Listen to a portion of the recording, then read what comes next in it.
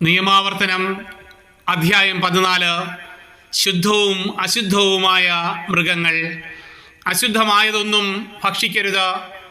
നിങ്ങൾക്ക് ഭക്ഷിക്കാവുന്ന മൃഗങ്ങൾ ഇവയാണ്: കാള, ചെമ്മരിയാട്, കോലാട്, പുള്ളിമാൻ, കലമാൻ, കടമാൻ, കാട്ടാട്, ചെറുമാൻ, കവരിമാൻ, മലയാട്.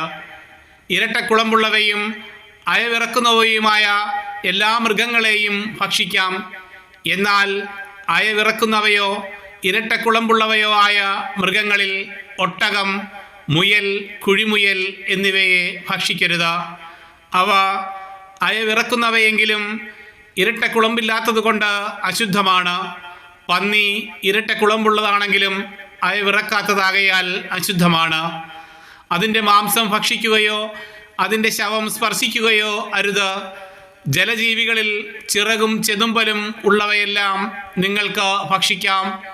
എന്നാൽ ചിറകും ചെതുമ്പലും ഇല്ലാത്തവയെ ഭക്ഷിക്കരുത്, അവ അശുദ്ധമാണ്.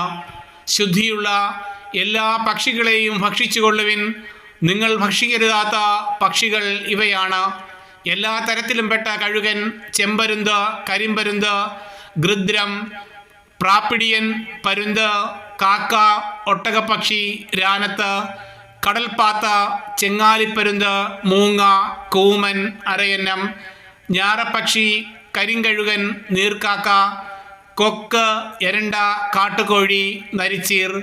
ചിറകുള്ള പ്രാണികളെല്ലാം അശുദ്ധമാണ്, അവ ഭക്ഷിക്കരുത്. ശുദ്ധിയുള്ള പറവകളെയെല്ലാം നിങ്ങൾക്ക് ഭക്ഷിക്കാം. തനിയെ ചത്ത ഒന്നിനെയും ഭക്ഷിക്കരുത്. അത് നിങ്ങളുടെ പട്ടണത്തിൽ താമസിക്കാൻ വരുന്ന അന്യന് ഭക്ഷിക്കാൻ കൊടുക്കുകയോ ഏതെങ്കിലും പരദേശിക്ക് വിൽക്കുകയോ ചെയ്യുക. എന്തെന്നാൽ നിങ്ങൾ നിങ്ങളുടെ ദൈവമായ കർത്താവിൻ്റെ വിശുദ്ധ ജനമത്രേ. ആട്ടിൻകുട്ടിയെ അതിൻ്റെ തള്ളയുടെ പാലിൽ പാകം ചെയ്യരുത്.